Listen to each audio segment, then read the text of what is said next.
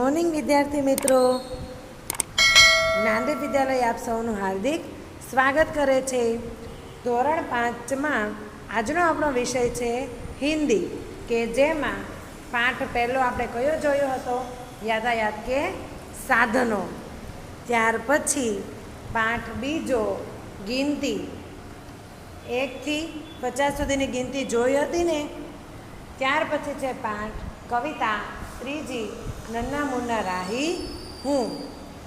અને ત્યારબાદ હવે આપણે જોવાનું છે પાઠ 4, સોચ અપની અપની.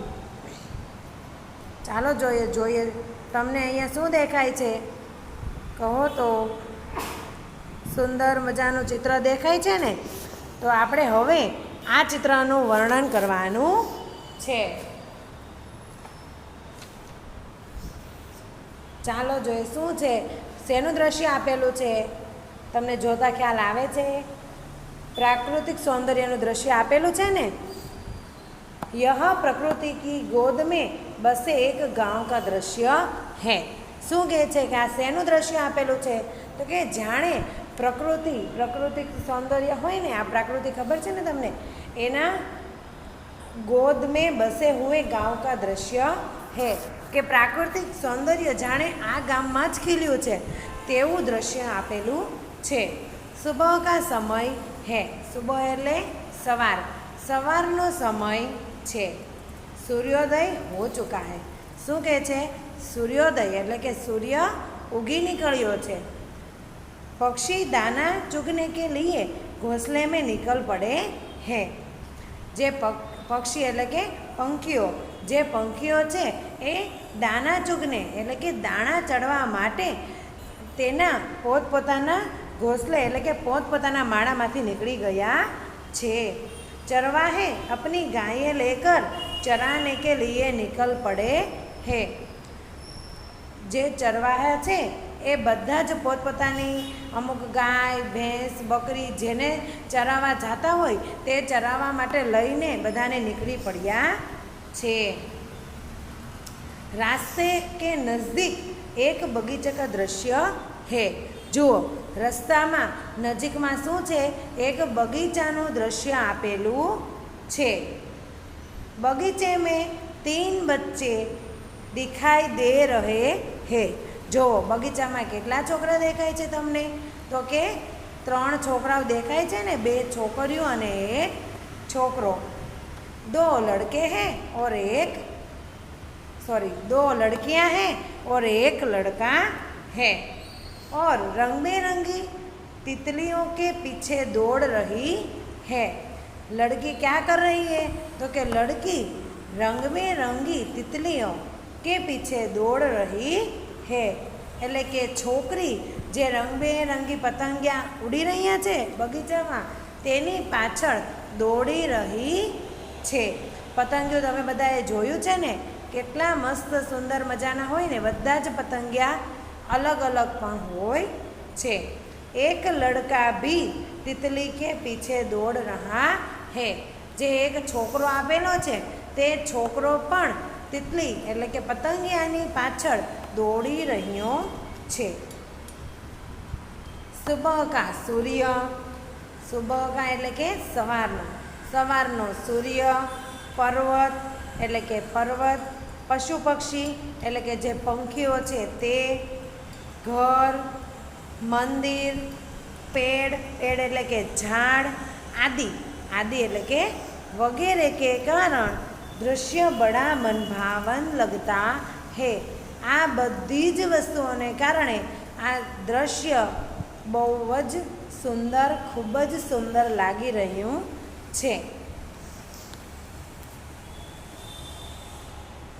ચાલો, અહીં સોચ અપની અપની એક આ દ્રશ્યનું જ આપણે વર્ણન કરવાનું હતું. અહીં આપણો પાઠ પૂરો થાય છે.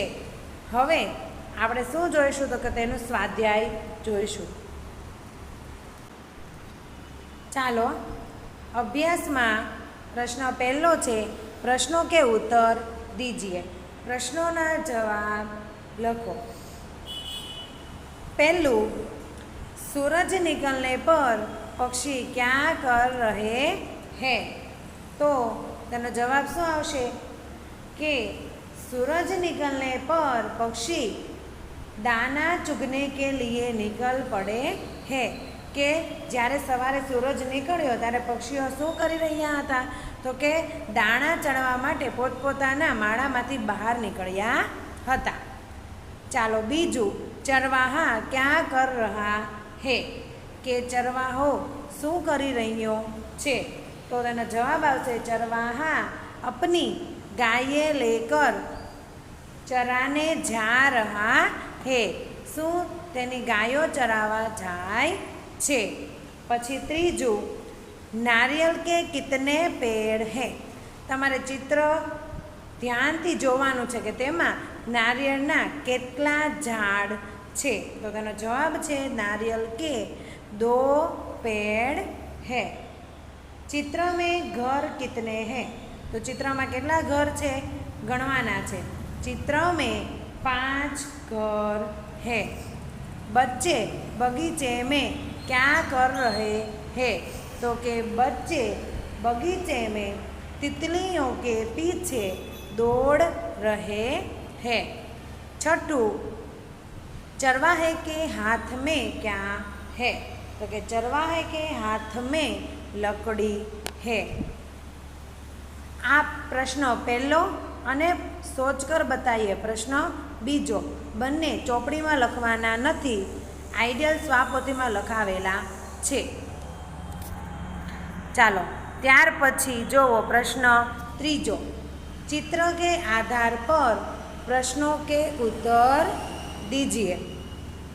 આ પ્રશ્ન લખવાનો છે. શું આપેલું છે તમને જોવો તો વાર્તા આપેલી છે. વાર્તાને આધારે બાજુમાં તમને પ્રશ્ન પૂછેલા છે અને એના આધારે તમારે શું લખવાના છે જવાબ લખવાના છે. વ્યાપારી ક્યાં લે જા રહા હે.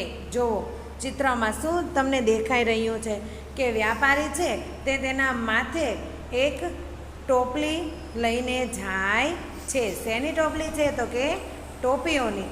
ટોપીવાળા ફેરિયાની વાર્તા તમે બધાએ અગાઉ સાંભળેલી જ છે ને ગુજરાતીમાં. તો હવે આમાં હિન્દીમાં આપણે જોવાની છે. જવાબ, व्यापारी टोपियों की टोकरी ले जा रहा है. ત્યાર પછી છે કે વ્યાપારી ટોકરી કહાં રખતા હે તો એનો જવાબ આવશે व्यापारी टोकरी पेड़ के नीचे रखता है. जो झाड़ છે ઝાડની નીચે એની ટોકરી મૂકે છે ને, દ્રશ્ય આપેલું છે એના આધારે બાજુમાં સવાલ આપેલા છે ને તમારે જવાબ લખવાના છે. ત્યાર પછી છે पेड़ के ऊपर कौन है તો જવાબમાં શું આવશે पेड़ के ऊपर बंदर है. बंदर એટલે કે વાંદરા. કે ઝાડ ઉપર કોણ છે તો કે ઝાડ ઉપર વાંદરાઓ છે. ઉપર લાઈન કરવાની ભૂલવાનું નથી, હિન્દી લખો છો. ત્યાર પછી બંદરોને ટોપીઓ કા ક્યાં કિયા કે વાંદરાઓએ ટોપીઓનું શું કર્યું તો કે વાંદરાઓએ બધી ટોપી શું કરી હતી પહેરી લીધી હતી. એટલે જવાબમાં બંદરોને ટોપિયા પહન પછી શું આવશે લી. બંદરોને ટોપિયા પહન લી.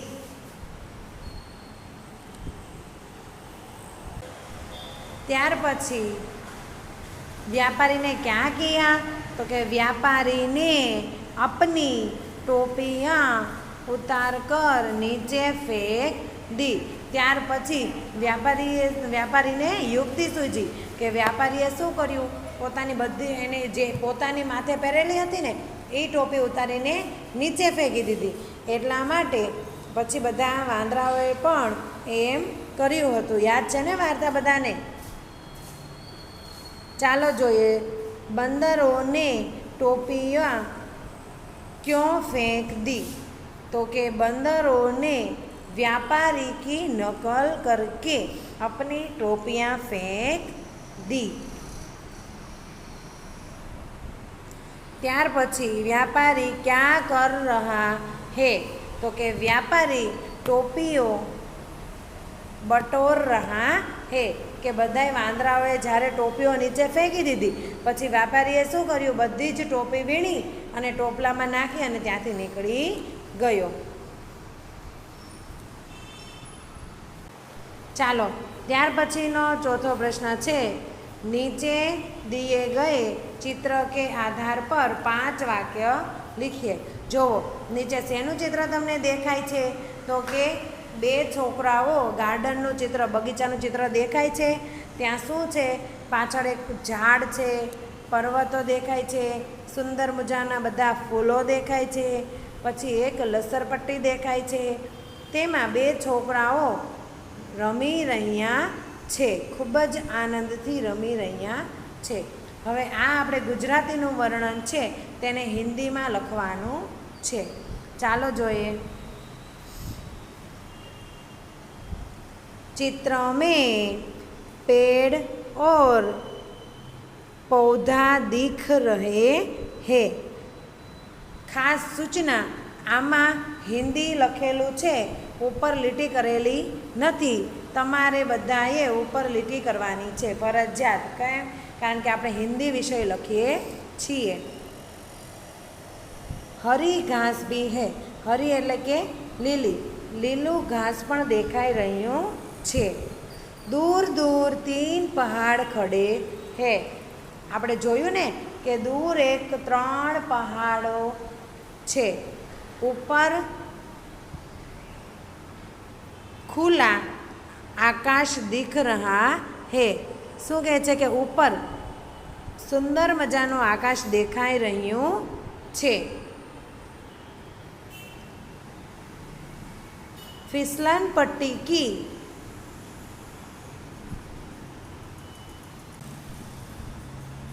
फिसलन पट्टी की इसी ओर सीढ़ी है। फिसलन पट्टी के ऊपर से लड़की फिसल रही है। શું કહે છે કે ફિસલન પટ્ટી એટલે કે લસરપટ્ટી, આપણે ગુજરાતીમાં લસરપટ્ટી કહીએ ને તેને શું કહેવાય? હિન્દીમાં ફિસલન પટ્ટી। લસરપટ્ટીની પેલી બાજુ શું છે? સીડી છે અને તેમાંથી ચડી અને પછી આગળથી છોકરી લડકી ફિસલ રહી એટલે કે છોકરી લસરપટ્ટી ખાઈ રહી છે। फिसलन पट्टी के पास एक लड़का खड़ा है કે લસરપટ્ટીની બાજુમાં एक छोकरो ऊभो छे। दोनों भाई बहन खुश है। आ बन्ने कोण छे? बन्ने भाई बहन छे। बन्ने भाई बहन बहु ज खुश छे। चालो अहीं पाठ 4 सोच अपनी अपनी समाप्त थाय छे ચોપડીમાં। હવે સ્વાપોથીમાં આપણે સ્વાપોથીમાંથી વાર્તા સમજવાની છે। ટોપીવાળા ફેરિયાની વાર્તા જે આપણે બાકી રાખી હતી તે સમજવાની છે। ચાલો સ્વાપોથીમાં प्रश्न 4 वार्ता। चित्र में दी गई कहानी लिखिए और उसे उचित शीर्षक दीजिए। जे આપણે ચોપડીના સ્વાધ્યાયમાં વાર્તાના પ્રશ્નો આપેલા હતા તેના જવાબ લખેલા હતા અને જે ચિત્ર આપેલા હતા લાઇનસર એકની નીચે એક એકની એક બધા ચિત્રને ભેગા કરી અને અહીં વાર્તા લખવાની છે। ચાલો શીર્ષક, તો તેનું શીર્ષક શું થશે? બંદર ઓર ટોપી વાલા, વાંદરાઓ અને ટોપી વાળો। વાર્તાની શરૂઆત કરતા एक टोपी बेचने वाला व्यापारी गांव-गांव में टोपियाँ बेचा करता था। શું કહે છે કે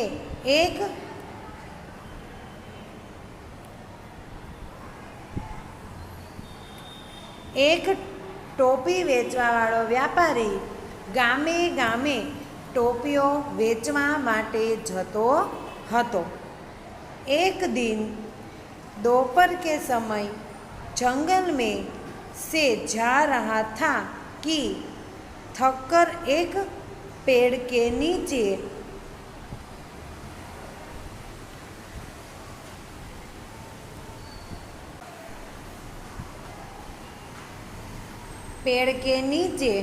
बैठ गया। શું કહે છે કે એક ટોપીવાળા જે વેપારી હતો તે ગામે ગામે ટોપીઓ વેચવા માટે જતો હતો.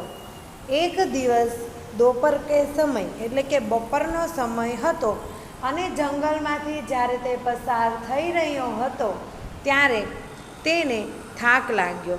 તેથી એક ઝાડની નીચે તે આરામ કરવા માટે बैठो. उसने टोपियों की टोकली एक तरफ रख दी.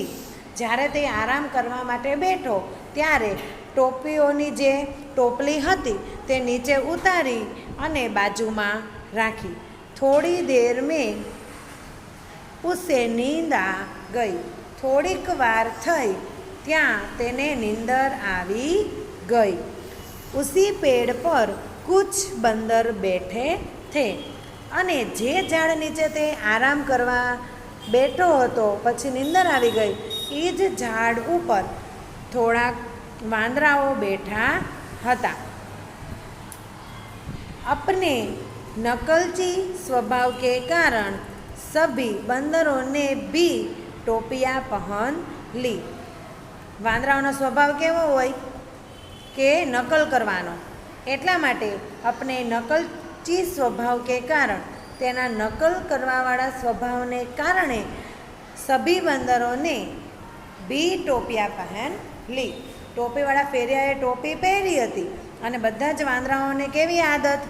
નકલ કરવાની, એકાબીજાની નકલ કરવાની. એટલા માટે જે વાંદરાઓએ પણ ટોપીવાળા ફેરિયાએ ટોપી પહેરી હતી એ જોઈ અને ટોપી પહેરી લીધી. फिर सभी बंदर मस्ती में उछल कूद करने लगे. પછી બધા જ વાંદરાઓ મસ્તી કરવા લાગ્યા અને ઉછલ કૂદ એટલે કે એક ઝાડેથી બીજા ઝાડે જવા લાગ્યા.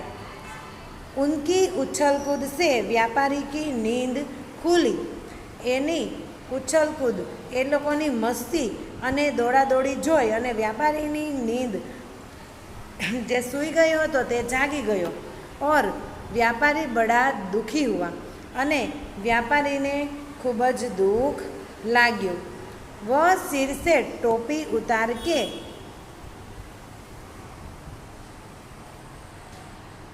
सोच में अपना सिर खुजवाने लगा.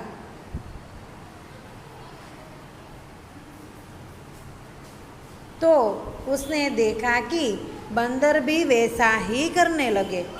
જ્યારે તે જાગ્યો અને તેણે જોયું કે તેની બધી જ ટોપી વાંદરાઓએ પહેરી લીધી છે તો તેને દુઃખ લાગ્યું અને પછી તે ટોપી ઉતારીને તેનું માથું ખંજવાળવા લાગ્યો ટોપીવાળા વ્યાપારી. તો બધા વાંદરાઓએ પણ શું કર્યું? તેની નકલ કરી. તે પણ ટોપી ઉતારી અને માથું ખંજવાળવા લાગ્યા. व्यापारी को एक उपाय सूझा. પછી व्यापारी ने શું થયું? એક युक्ति सूझी. उसने जानबूझकर बंदरों को दिखाते हुए अपनी टोपी टोकरी की ओर फेंक दी. પછી વ્યાપારીને એક ઉપાય સૂઝ્યો. તેણે જાનબૂझकर એને તેને ખબર હતી તેમ છતાંય વાંદરા જોવે તે રીતે પોતાના માથેથી ટોપી ઉતારી અને ટોકરીની બાજુ ફેંકી દીધી. बंदरों ने भी उसकी नकल करते हुए अपनी अपनी टोपी फेंक दी. વાંદરાઓએ પણ તેની નકલ કરતાં કરતાં પોતપોતાની ટોપી માથેથી ઉતારી અને ટોકરીની બાજુમાં ફેંકી દીધી. व्यापारी ने तुरंत सभी टोपियाँ टोकरी में डाल दी और वहाँ से चला गया. व्यापारीए तरत જ બધી જ ટોપીઓને ટોકરીમાં નાખી દીધી અને ત્યાંથી નીકળી ગયો. ચાલો આજનો આપણો પીરિયડ અહીં સમાપ્ત થાય છે. ટોપીવાળા ફેરિયાની વાર્તા હિન્દીમાં સમજવાની મજા આવીને બધાને? બધાએ ઘરે ફરીથી 2 વાર વાંચી અને લખવાની છે. આવજો.